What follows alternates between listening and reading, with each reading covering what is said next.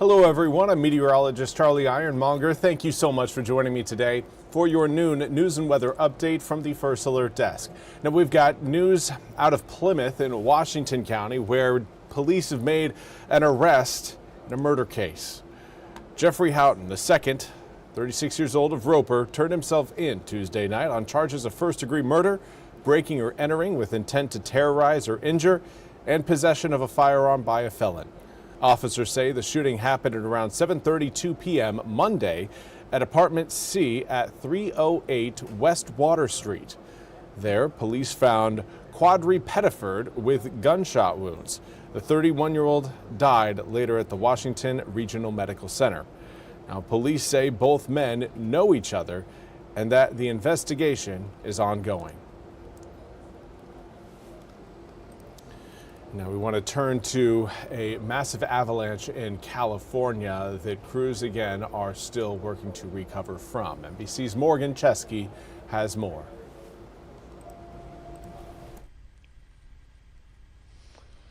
Right now, we're not far from where this incredible search and rescue mission is playing out in a remote, rugged area of the Sierra Nevada. And overnight, we've learned that rescue teams were able to reach and save 6 members of that group. Those skiers brought out safely.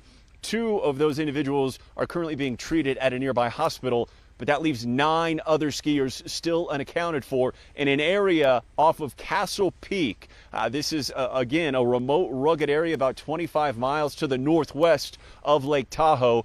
2 rescue groups on skis and 1 snowcat machine were used to locate that group late last night. Authorities crediting the use of avalanche beacons and SOS signals sent from their cell phones in guiding them to exactly where they were following this massive avalanche. We know that the risk was incredibly high yesterday, and this group was experienced, even included 4 professional ski guides, and they were on their way out when this side of the mountain gave way.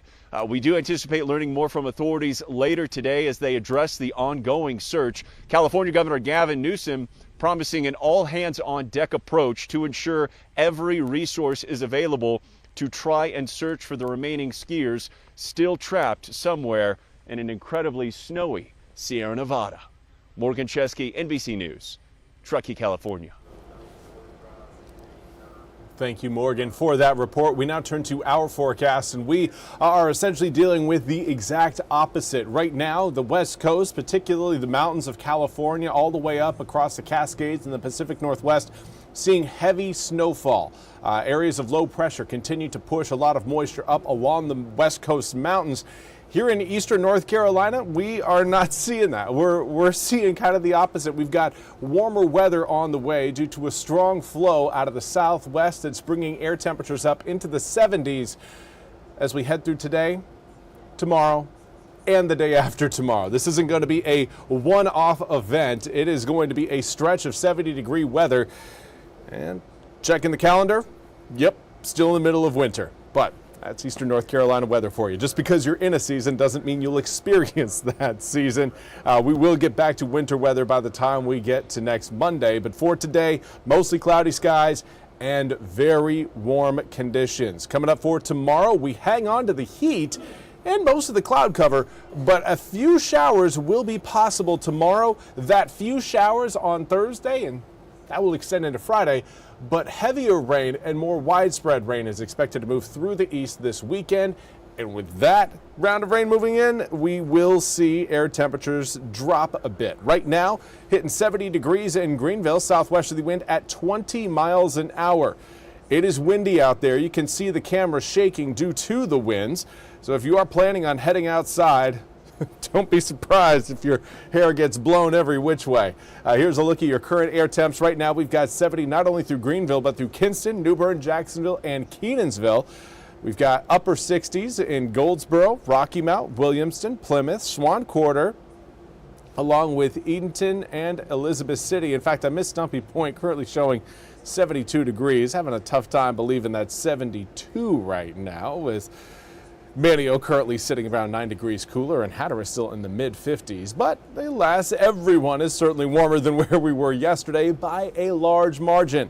Not even close. looking around a 20 to 30 degree rise off of yesterday's temperatures from this point yesterday. It is warm out there, and of course we are seeing a few sun breaks, but cloud cover is very much present throughout the area. Wind gusts will reach around 30 to 35 miles an hour throughout the rest of the afternoon, but as we head towards 5, 6, and 7 p.m., winds are really going to start to relax.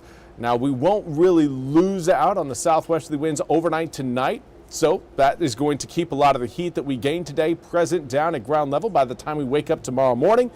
And with a steady southwesterly flow over the next 2 days, heat is going to remain high. Air temperatures, again, in the low 70s for this afternoon, already there across parts of the east. We're going to be there again coming up for tomorrow. In fact, maybe a degree or two warmer tomorrow than what we're seeing today.